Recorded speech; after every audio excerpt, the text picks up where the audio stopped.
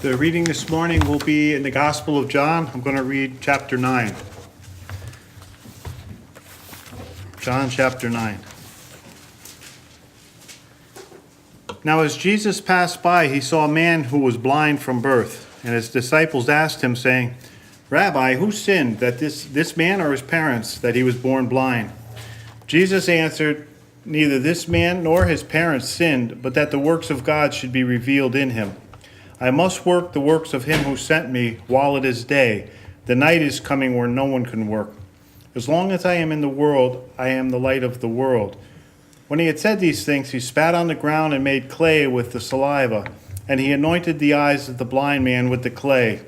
And he said to him, Go, wash in the pool of Siloam, which is translated sent. So he went and washed and came back seeing. Therefore the neighbors and those who had previously had seen that he was blind said, Is this not he who sat and begged? Some said, This is he. Others said, He is like him. He said, I am he. Therefore they said to him, How were your eyes opened? He answered and said, A man called Jesus made clay and anointed my eyes and said to me, Go to the pool of Siloam and wash. So I went and washed, and I received sight. Then they said to him, Where is he? He said, I do not know.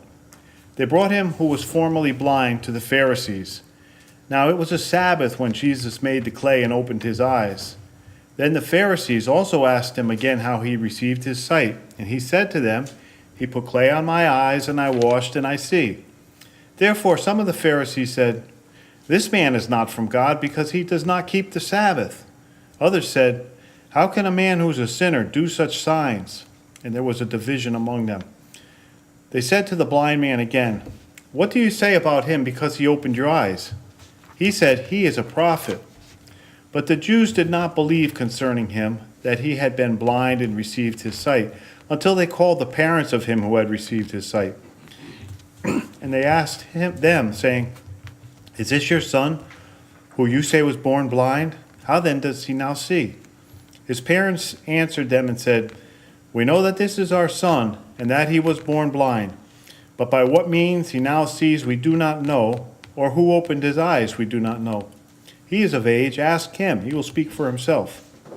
His parents said these things because they feared the Jews, for the Jews had agreed already that if anyone confessed that he was Christ, he would be put out of the synagogue. Therefore his parents said, He is of age, ask him. So they again called the man who was blind and said to him, Give God the glory. We know that this man is a sinner. He answered and said, Whether he is a sinner or not, I do not know. One thing I know, that though I was blind, now I see. Then they said to him again, What did he do to you? How did he open your eyes? He answered them, I told you already, and you did not listen. Why do you want to hear it again? Do you want also to become his disciples? Then they reviled him and said, You are his disciples, but we are Moses' disciples. We know that God spoke to Moses. As for this fellow, we do not know where he is from. The man answered and said to them, Why, this is a marvelous thing, that you do not know where he is from, yet he has opened my eyes. Now we know that God does not hear sinners, but if anyone is a worshiper of God and does his will, he hears him. Since the world began, it's been unheard of that anyone opened the eyes of one who was born blind. If this man were not from God, he could do nothing. They answered and said to him, You were completely born in sins, and you are teaching us? And they cast him out. Jesus heard that they had cast him out, and when he had found him, he said, Do you believe in the Son of God? He answered and said, Who is he, Lord, that I may believe in him? And Jesus said to him, You have both seen him, and it is he who you are talking with now. Then he said, Lord, I believe, and he worshipped him. And Jesus said, For judgment I have come into this world, that those who do not see may see, and those who see may be made blind. Then some of the Pharisees who were with him heard these words and said to him, Are we blind also? Jesus said to them, If you were blind, you would have no sin, but now you say, We see. Therefore your sin remains.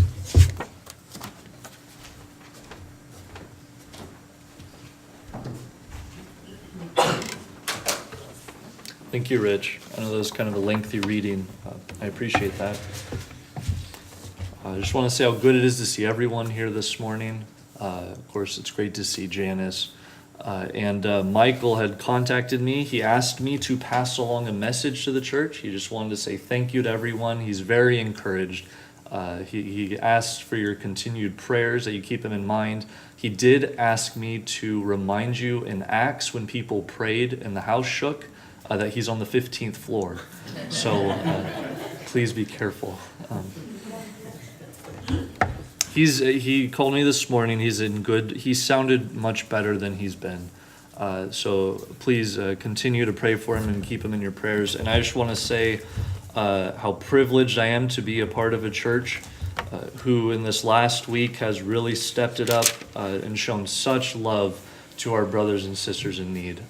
I'm just very encouraged by every single one of you. Thank you all so much for all your work this last week.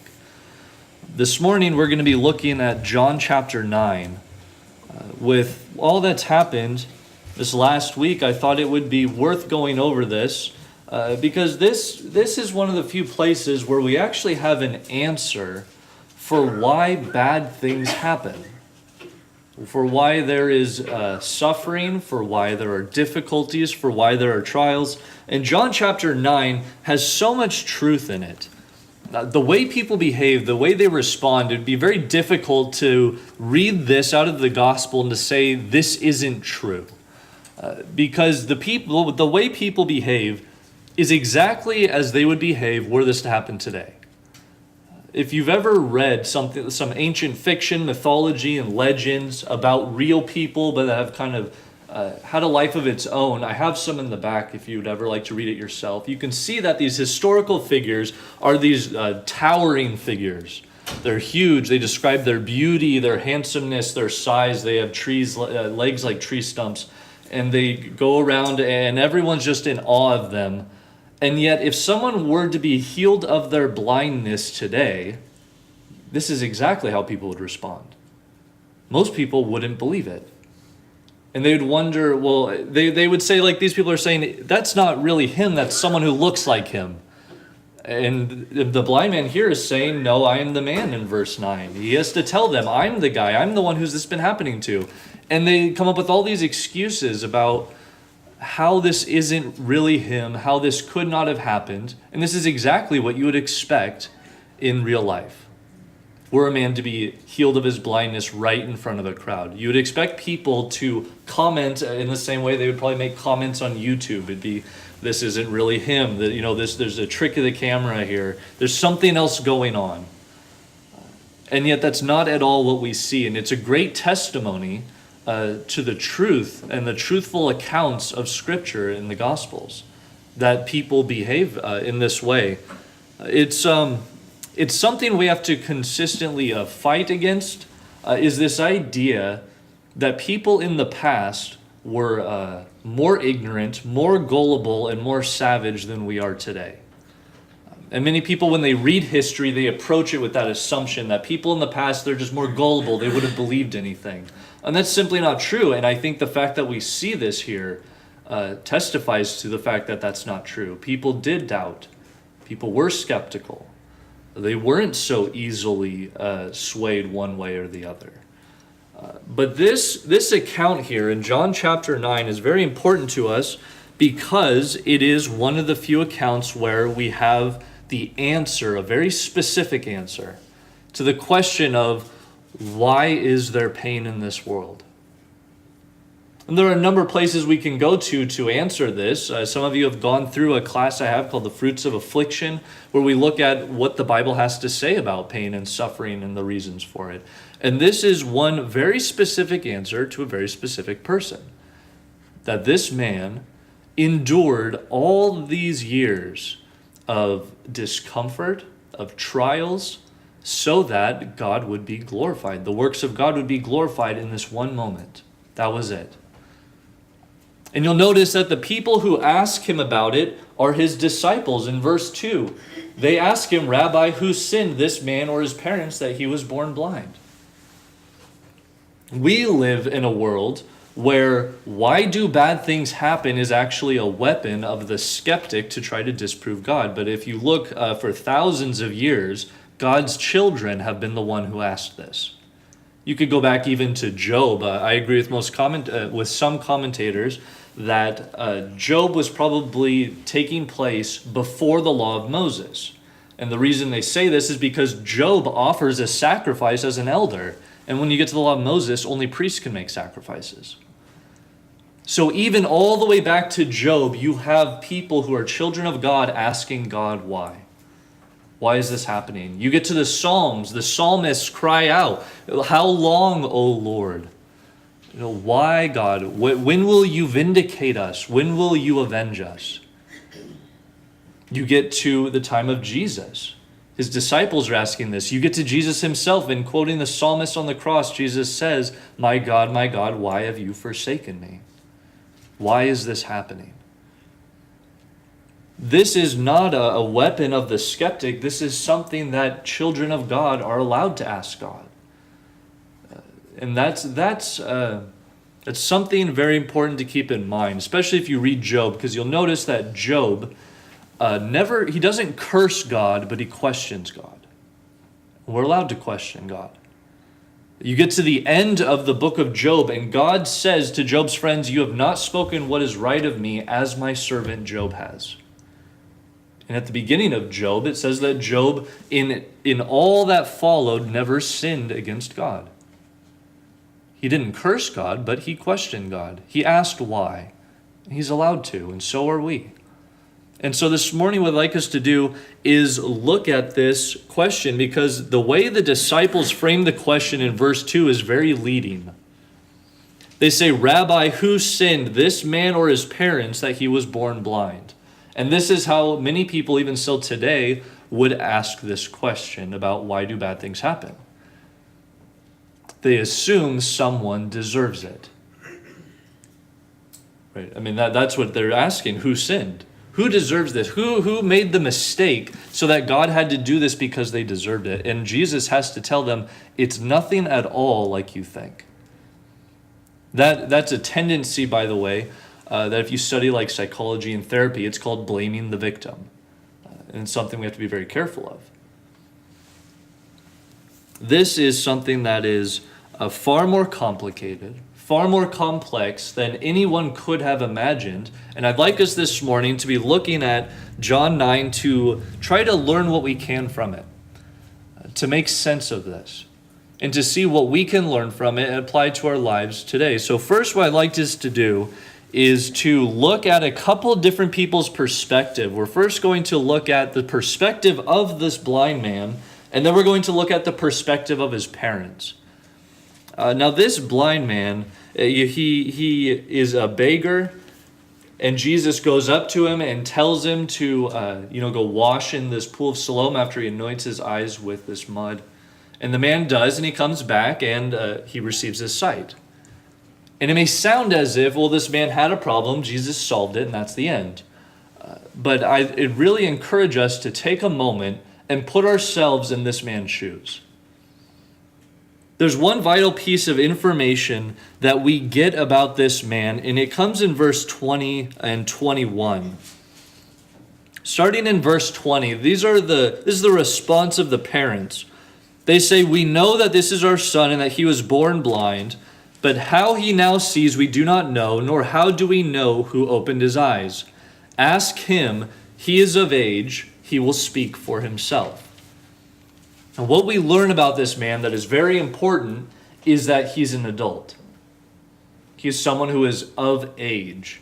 We don't know exactly how old he is. I would say at the very earliest, and probably not even this, we'd say maybe something like 20 or 25. But that would be really pushing it, I think. I think this man is much older than that. And the reason I'm pointing this out is because this means it's not like this man was just blind and then was suddenly healed. This man endured decades of blindness, decades of trials and difficulties. Because to be blind in the ancient world here, there are no equal opportunity employers. Right? I mean, he's not collecting disability. He's not building up a nest egg of any kind, no 401k, no social security, nothing. This is a man who has a day-by-day sustenance. For decades, he's been doing this. I mean, he can't, there's no braille. He can't spend his time reading. Maybe someone can read to him, but he's not going to spend his days listening to movies or television. I mean, imagine for decades, you wake up in the morning, you go to your spot, and you sit there and you beg for years and years. That's a lot of time in quietness, in solitude. A lot of time where you're hoping people don't take advantage of you, where you're praying that God will take care of you and will provide for you, and that just this day I can get what I need so that I can come back and do it again tomorrow. For decades, he experienced this. And it wasn't because he sinned. And it wasn't because his parents sinned. It wasn't because he deserved it or anything like that. It was so that the works of God would be displayed and glorified. That was the reason. See, when we start looking at this and really thinking about it, you start to see that God's ways are far more complex than we often give him credit for. It's not as simple as someone sinned. It's not as simple as someone deserves it. God is looking at things far differently than we are. He's looking at how to reach out to people, little things he can do here and there to make impacts in the lives of people. Sometimes in our lives, and sometimes not even in our lives, whether we're the ones affected or not. Now, there's another thing about this man I'd like you to notice, if you didn't notice, is that in his response, he doesn't seem to indicate that he knows why all this happened. Jesus says, starting in verse 3, it was not that this man sinned or his parents, but that the works of God might be displayed in him. We must work the works of him who sent me while it is day. Night is coming when no one can work. As long as I'm in the world, I'm the light of the world. And having said these things, he spit on the ground and made mud with the saliva. Then he anointed the man's eyes with mud and said to him, go wash in the pool of Siloam, which means sent. So he went and washed and came back seeking. Now we read this, it's as if Jesus is right there saying all this to the disciples in front of this man. But when you read the responses of the blind man, or the formerly blind man, he doesn't indicate that he actually knows what happened or that he heard any of this. If you look starting in verse 10, they ask him, then how were your eyes open? He answered, the man called Jesus made mud and anointed my eyes and said to me, go to Siloam and wash. So I went and washed and received my sight. So he knows Jesus did it, but he doesn't appear to know much more than Jesus put mud on his eyes. And then if you look in verse 15, so the Pharisees asked him again how he had received his sight. He said, he put mud on my eyes and I washed and I see. You look starting in verse 24, for the second time they called the man who had been blind and said to him, give glory to God.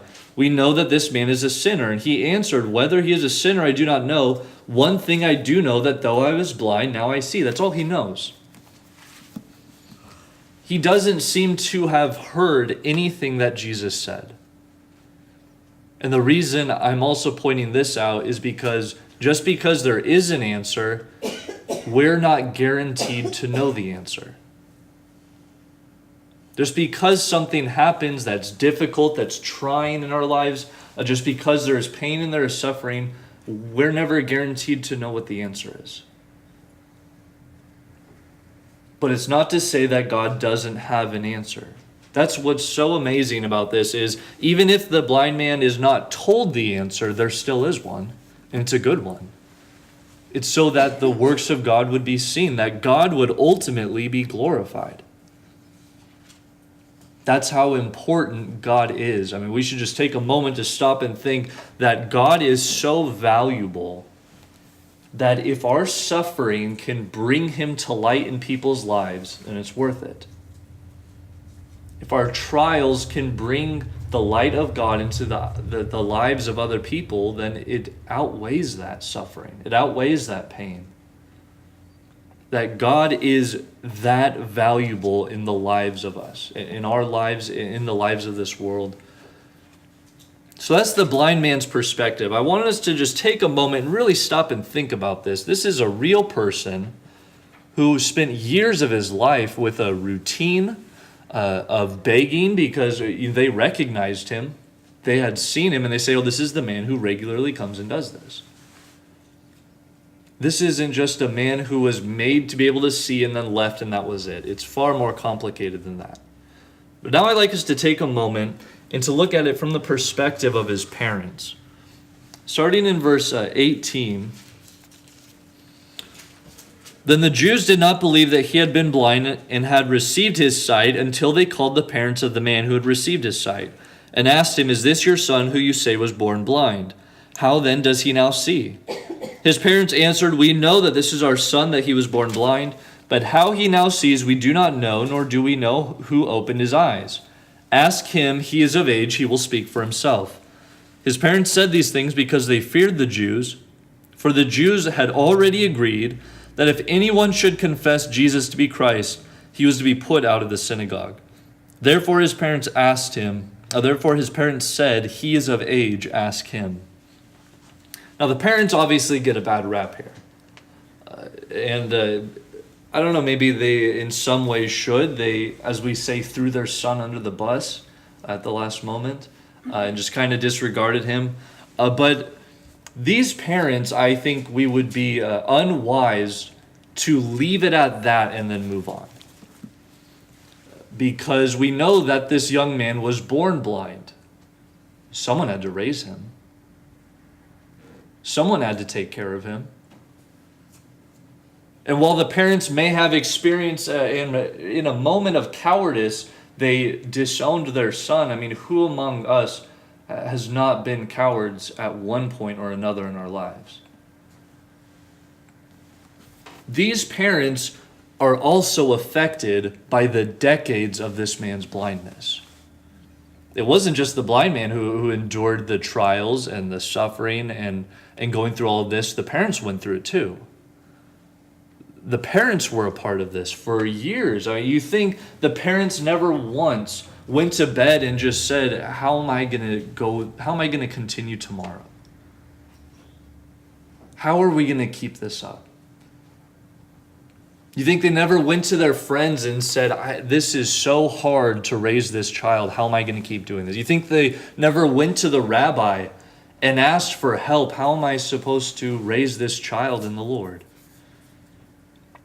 This wasn't just this one man's blindness. This was something he was afflicted with that affected everyone around him.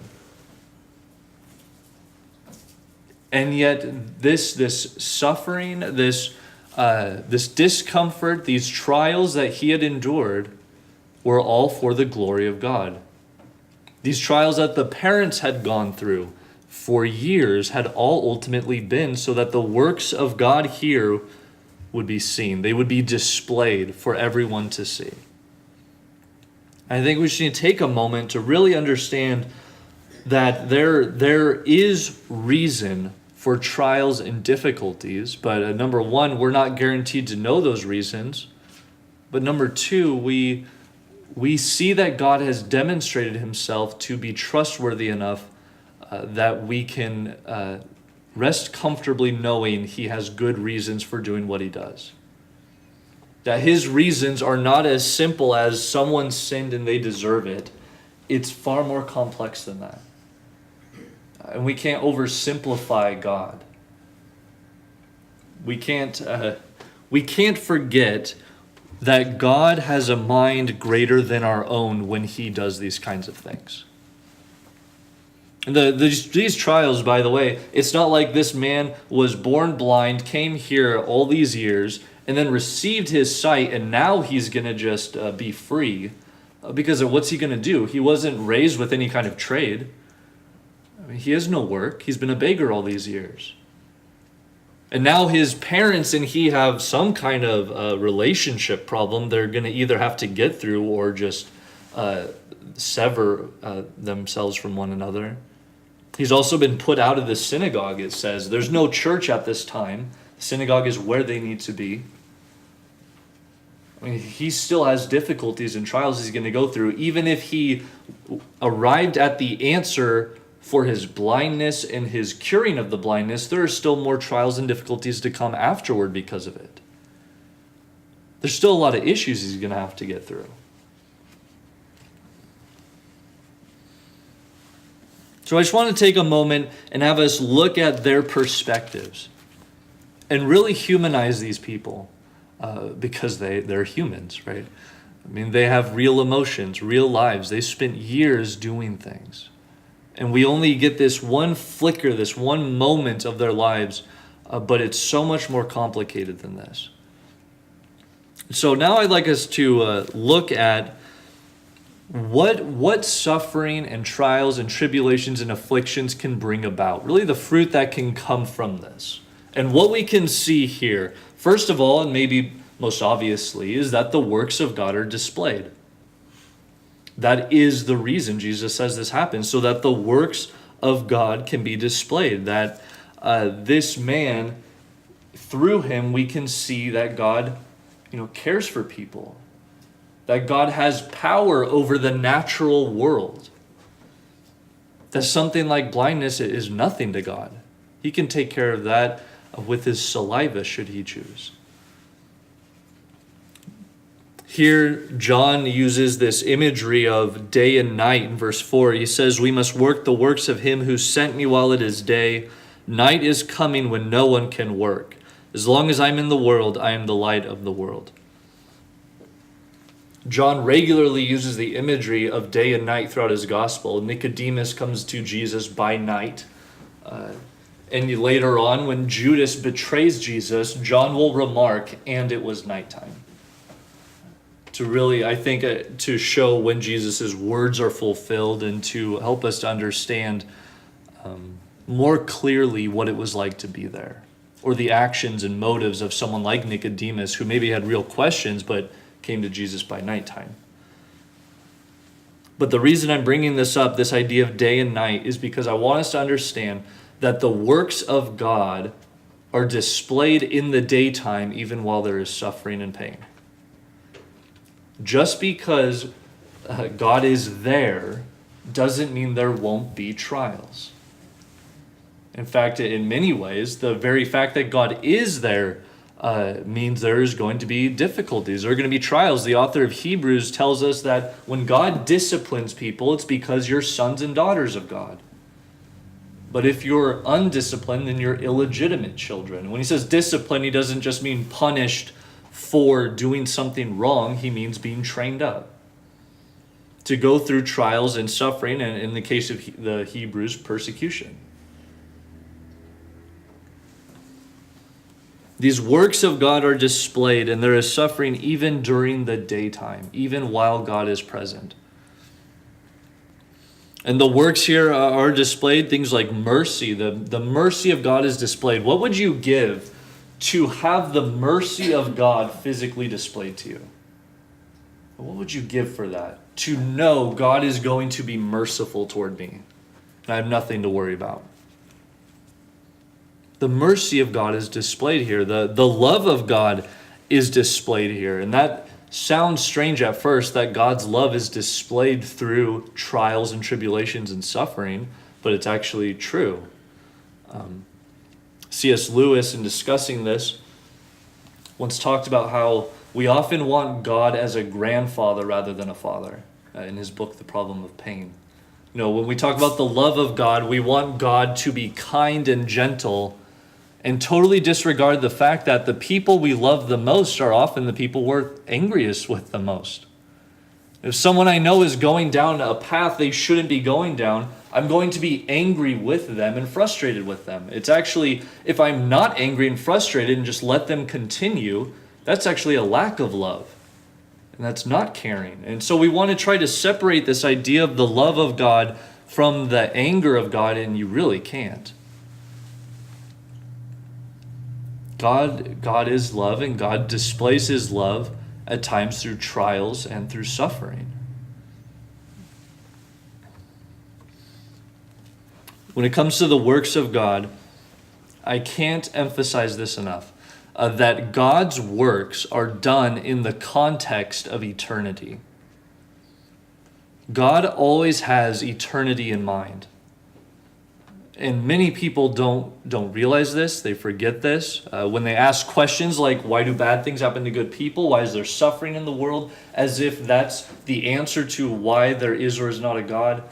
They disregard the whole idea of eternity. Well, if you assume that I'm going to just live my life and die and go into the ground, then yes, it makes sense that you would question this suffering. But God does not view us apart from eternity. Everything he does for us, every way he interacts with us, whether they're easy or they're difficult, are always done in the context of the eternal, in affecting us, our lives, and how we affect the lives of those around us, understanding that people will exist eternally. It's maybe not in these bodies, but you'll still exist eternally.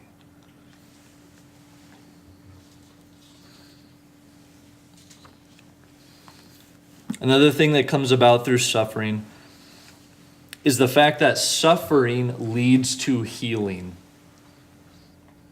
Suffering leads to healing.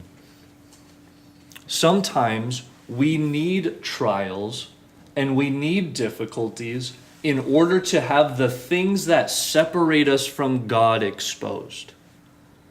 And we need to be derailed from our routines. We need to realize what we take for granted. We need this exposed to us in order to draw closer to God.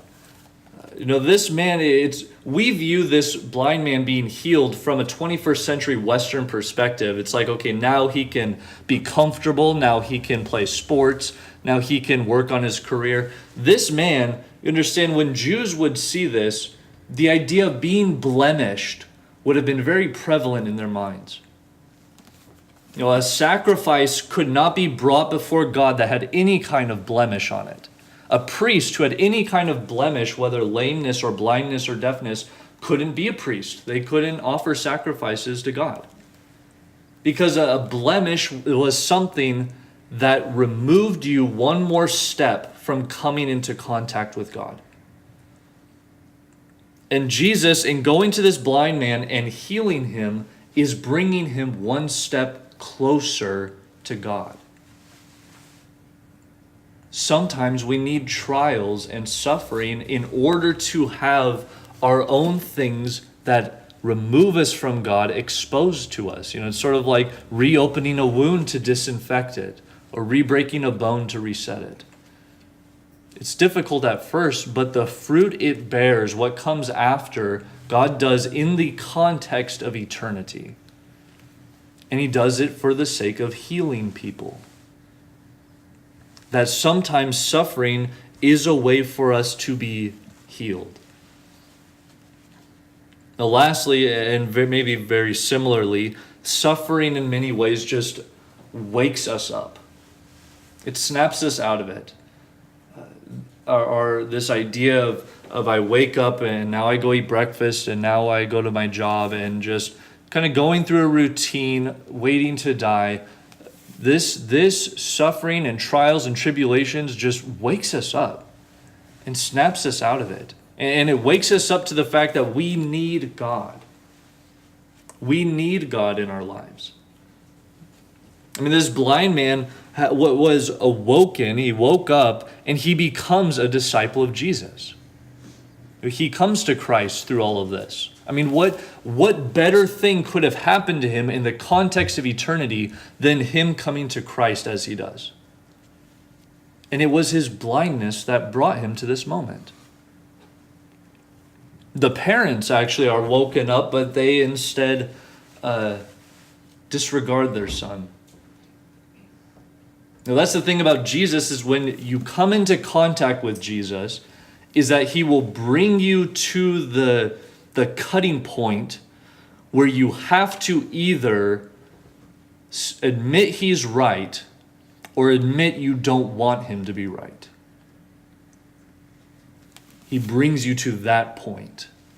And that's exactly what he says here at the end of John chapter 9. In verse 41, he says this about the Pharisees: if you were blind, you would have no guilt, but now that you say we see, your guilt remains.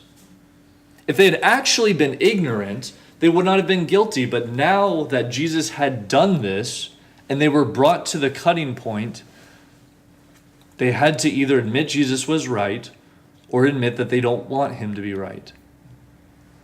And they chose the other. And Jesus says, now that you say we see, your guilt remains, because they're lying to themselves. They're deceiving themselves. And this kind of thing happens through difficulties, through trials, through suffering. It's not as simple as someone sinned and then they deserve what got to them. It's not as simple as that. It's never as simple as that. God has eternity in mind. God is complex. God does things for the utmost good, even if they don't seem good in the moment. Imagine this man. You think he had any idea for decades that his blindness was for the utmost good for later on, imagine all the millions of people who have now read this story. Just because of that. We don't think like this. We often are just don't go deep enough. We don't go complex enough. We don't know how to.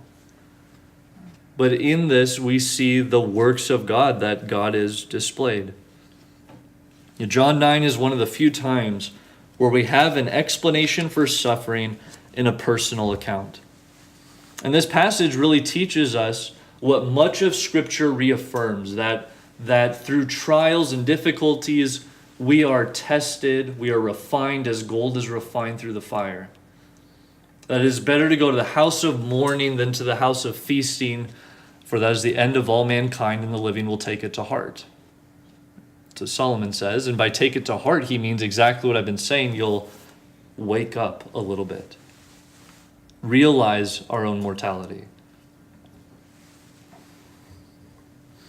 There's no indication that this blind man ever knew the reason for his suffering.